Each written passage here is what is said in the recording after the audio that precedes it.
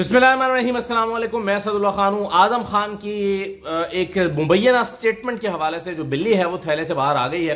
पता चल गया है ये स्क्रिप्ट क्या था, क्यों लिखा गया, इसका मकसद क्या है और इस बयान को बुनियाद बनाकर इमरान खान के खिलाफ क्या कार्रवाई करना मकसूद था। आप देखिए, इस पर एक स्टेटमेंट सामने आई है हुकूमत की और कहा है कि साइफर के मामले पर वफाकी तहकीकाती इदारे ने पाकिस्तान तहरीक इंसाफ के चेयरमैन इमरान खान को 25 जुलाई को तलब कर लिया है। खबर यह है कि 25 जुलाई को इमरान खान को FIA ने तलब किया है। क्यों कि जो है वो आकर वो बताएं कि ये क्या मामला था। इस हवाले से FIA ने चेयरमैन PTI को नोटिस भी जारी कर दिया है। वफाकी तहकीकाती इदारे का कहना है कि पाकिस्तान तहरीक इंसाफ के चेयरमैन को बनीगाला और जमान पार्क के एड्रेस पर नोटिस जारी किए गए हैं। नोटिस में कहा गया है कि चेयरमैन PTI के खिलाफ साइफर को सियासी मकासद के लिए इस्तेमाल करने पर तहकीकात जारी है। FIA की ज्वाइंट इंक्वायरी टीम साइफर मामले की तहकीकात कर रही है। FIA के नोटिस में चेयरमैन PTI को मुतल्लिका दस्तावेजात और शवाहिद सामने लाने की हिदायत की गई है और चेयरमैन PTI को 25 जुलाई दिन 12 बजे FIA हेडक्वार्टर्स में तलब किया गया है। अच्छा, अब यह है खबर। इस खबर में बुनियादी तौर पर इमरान खान जो है उनको ये जो स्टेटमेंट सामने आई है, जाहिर है उस पर्सपेक्टिव में अब ये चीजें तेज हो गई हैं कि आजम खान ने स्टेटमेंट दे दी है तो आपने इस साइफर को सियासी मकासद के लिए इस्तेमाल किया और ऐन मुमकिन है कि इसमें ऑफिशियल सीक्रेट एक्ट जो है उसको भी साथ में शामिल करके इमरान खान के खिलाफ कार्रवाई अमल में लाने का मंसूबा बनाया गया। अच्छा, अब आप देखें कि इमरान खान जो है उन्होंने स्टेटमेंट इस पर क्या किया है, लेकिन मैं असल जो मेरी वीडियो है वो है काजी फाइज ईसा साहब का जो फैसला है इसहाक डार के इतराफी बयान पर, उस पर इसहाक डार साहब के इतराफी बयान पर जो उन्होंने दिया था नवाज शरीफ के खिलाफ, उसके पर क्यों उसके 164 के बयान को की हैसियत जो है उन्होंने किस चीज से मशरूत की थी फाइज साहब ने, इस पर मैं आपके साथ जो है वो बात करना चाहता हूं। लेकिन पहले जरा इमरान खान की स्टेटमेंट देख लीजिए। वो कहते हैं कि महज मुझे नाअहल करवाने और जेल में डालने की गरज से किसी भी मामले में मुलव्वस करने, मुझे मुर्द इल्जाम ठहराने के खब्त में मुब्तला मुजरिमों के नालायक टोले ने एक मरतबा फिर अपने ही पांव पर कुल्हाड़ी मार ली है। उन्होंने मुझे साइफर वाले तमाशे को पूरे एहतमाम से बेनकाब करने का एक मौका फराहम किया है। कल मैं किसी लगी लिपटी के बगैर तमाम तफसीलात कौम के सामने रखूंगा कि कैसे 17 बरस में पहली मरतबा बदतरीन मुआशी कारकर्दगी का मुजाहरा करने वाली एक हुकूमत का तख्ता कैसे 17 वर्ष में पहली मरतबा बेहतरीन मुआशी कारकर्दगी का मुजाहरा करने वाली एक हुकूमत का तख्ता उलटने और इन मुजरिमों जो मुल्क की तबाही के घाट उतार चुके हैं को इक़्तिदार में लाने के लिए एक साजिश रचाई गई। मैं आपको यकीन दिलाता हूं कि यह तफसीलात टेलीविजन पर चलने वाले किसी भी ड्रामे से बढ़कर दिलचस्प और सहर अंगेज होंगी।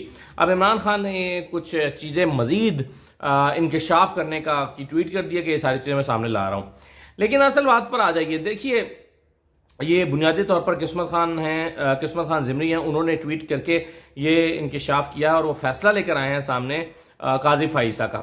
ये फैसला आप देखें बड़ा दिलचस्प है। इस फैसले में कहा गया है कि to enable a statement recorded under section 164 of the code और to be used against an accused it must be recorded in the presence of the accused.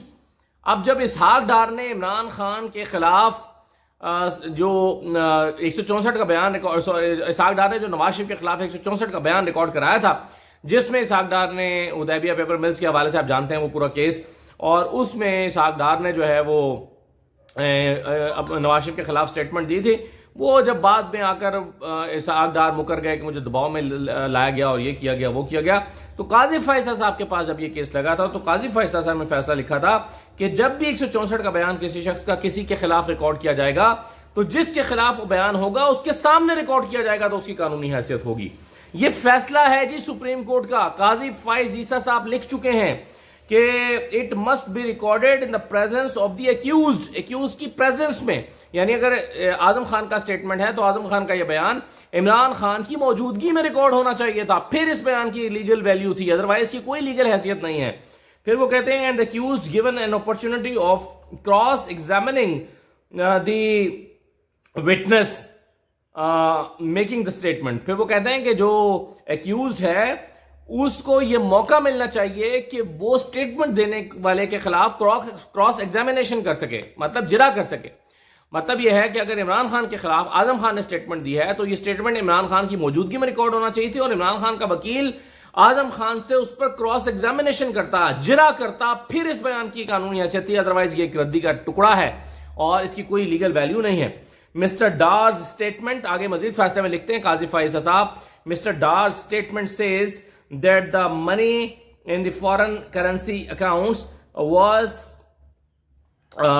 is owned by the Sharif family. Therefore, if this statement is to be treated as a statement under section 164 of the code and sought to be used against the Sharif family, it should have been recorded in their presence and they should have been given the opportunity to cross-examine Mr. Dar.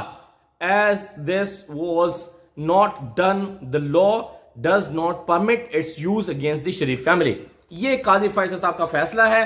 वो कहते हैं कि इस case में अगर इसहाक डार ने शरीफ family के खिलाफ स्टेटमेंट दी है तो शरीफ फैमिली की मौजूदगी में ये स्टेटमेंट होनी चाहिए थी और शरीफ फैमिली को ये हक मिलना चाहिए था कि वो उस वक्त जब ये स्टेटमेंट रिकॉर्ड हो रही थी इसहाक डार से क्रॉस एग्जामिन कर सकते, अदरवाइज उनकी ये स्टेटमेंट अब शरीफ फैमिली के खिलाफ इस्तेमाल नहीं हो सकती। ये मैं नहीं कह रहा, ये सुप्रीम कोर्ट के सीनियर तरीन जज नामजद chief justice of Pakistan justice Qazi Faez Isa साहब का फैसला है, तहरीरी फैसला जो किस्मत खान जिमरी सामने लेकर आए। और इस फैसले में जो है वो सीधा सीधा बताया गया है कि क्या तरीका है 164 के बयान की।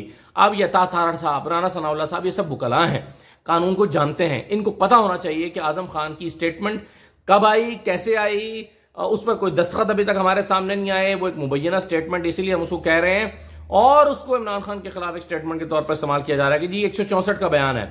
और भाई ये अकल के अंधो, सुप्रीम कोर्ट का जज, तुम्हारी मर्जी का जज, तुम्हारा अपना जज, तुम्हारा पसंदीदा जज, चले अपना जज ना कहें, पसंदीदा जज, वो ये कह रहा है कि जब तक एक शख्स को की स्टेटमेंट जो है वो उसकी मौजूदगी में नहीं होगी और उस पर क्रॉस एग्जामिनेशन नहीं होगा, 164 के बयान की कोई लीगल वैल्यू नहीं है। इसके अब इस बयान की रोशनी में, ये फैसले की रोशनी में जो काजी फैसल साहब ने लिखा है आजम खान की स्टेटमेंट को क्या आप अचार डालेंगे, क्या करेंगे उसका? और अगर आपने इस पर इमरान खान के खिलाफ इसकी बुनियाद पर कोई कानूनी कार्रवाई कर ही नहीं सकते तो फिर जब आप कोई कानूनी कार्रवाई नहीं कर सकते तो फिर आप इसको सिर्फ सियासी बयानिया के तौर पर इस्तेमाल करना चाहते हैं तो सियासी बयानिया इस बात पर अब बनने वाला नहीं है।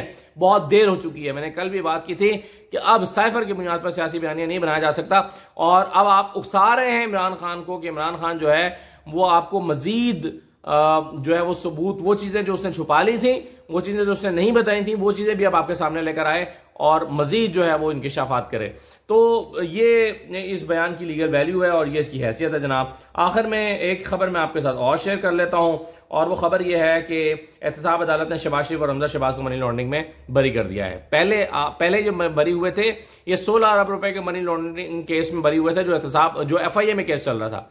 ये एहतसाब अदालत में केस चल रहा है जिसमें शहबाज शरीफ, हमजा शहबाज, सुलेमान शहबाज, राबिया, जवेरिया, नुसरत शहबाज, इनमें फैमिली के आधे लोग तो एब्सकॉन्डर हैं, वो आए नहीं है, हिस्से नहीं बने, तो उसमें अब इनको बरी कर दिया गया है एहतसाब अदालत में। और मैं आपको ये बता दूं कि जब इस केस को मैं रिपोर्ट किया करता था तो उस वक्त 110 में से सिर्फ 9 गवाहान के बयान रिकॉर्ड हुए थे। उसके बाद नुसरत शहबाज साहब आ गई, कहती कि जी मुझे भी आप बनाएं इस केस का हिस्सा, मैं अपने वकील के जरिए इसको इन्वेस्टिगेशन को ज्वाइन करना चाहती हूं। खुद तो वो नहीं आई लेकिन एक वकील नामजद किया।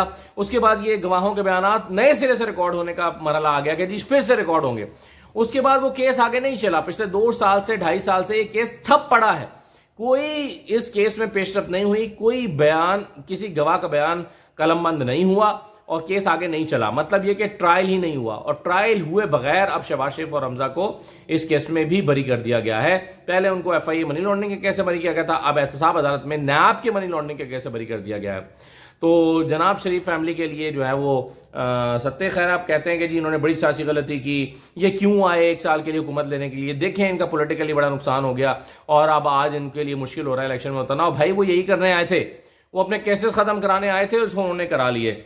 अच्छा, आखिरी चीज मैं आपके साथ शेयर कर लेता हूं और वो ये है कि पाकिस्तान मुस्लिम लीग नून ने इंतखाबी मुहिम के लिए अपना स्लोगन जो है वो रेडी कर लिया है। स्लोगन उनका सामने आ गया है और स्लोगन ये बनाया है और इसकी आला क़यादत ने स्लोगन की मंजूरी भी दे दी है। स्लोगन है जी वजीर आजम नवाज शरीफ। ये स्लोगन बनाया गया है वजीर आजम नवाज शरीफ। इस नारे के तहत जो है वो जलसे होंगे और जलसों में यही नारा लगा करेगा और उसको मजीद स्ट्रेंथन करने के लिए इस नारे के तहत पार्टी के नए नगमे तैयार होंगे और नए पार्टी नगमों तरानों की भरपूर तशरीह की जाएगी और इंतखाबी मुहिम के लिए प्रिंट, इलेक्ट्रॉनिक और सोशल मीडिया के जरिए इसी नगमे के तहत जो है वो इश्तहारात दिए जाएंगे, ये भी फैसला हो गया है। और इंतखाबी मुहिम के लिए मुख्तलिफ इश्तहारी फर्मों की खदमात भी ली जाएंगी ताकि मुख्तलिफ जो फर्म्स हैं उनके तहत ये इश्तहारात दिए जा सकें।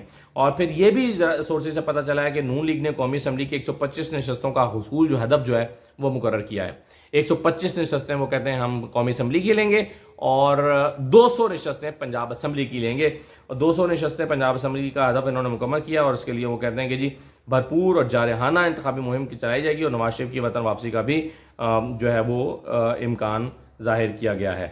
तो ये खबरें आखिर में आपको मुबारक हो, मजीद टैक्स लग गए, बिजली भी महंगी हो गई है और रेडियो पर भी 15 रुपए टैक्स लग गया। पहले आप टीवी पे 35 रुपए बिजली के बिल में देते थे, अब रेडियो पे 15 रुपए देंगे। आप सुनते नहीं होंगे, मुझे पता है आप नहीं सुनते होंगे रेडियो पाकिस्तान, लेकिन फिर भी आप टैक्स देंगे। सुनने का नहीं देंगे, इसलिए देंगे कि आप पाकिस्तान में रहते हैं और इस हुकूमत के तमाम इदारे चूंकि खसारे में हैं, हुकूमतें पाकिस्तान में चूंकि नालायक रही हैं, कोई इदारा इनका प्रॉफिट में जाता नहीं है और चूंकि वो खसारा है तो खसारा पूरा करने के लिए अवाम पर ही बोझ डाला जाता है कि दो भाई खसारा है, खसारा पूरा करो। खसारा मेरी वजह से नहीं है, लेकिन 15 रुपए मैंने देनी है, अरबों रुपए इस कौम ने देने हैं। खसारा हालांकि इस कौम की वजह से नहीं है, खसारा नाअहलियों और नालायकियों की वजह से, अपनी नाअहलियों और नालायकियों का खसारा जो है वो आवाम की जेब से पूरा किया जाता है। अनफॉर्चुनेटली ये हमारा वतीरा बन गया। इजाजत दीजिए, अल्लाह हाफिज।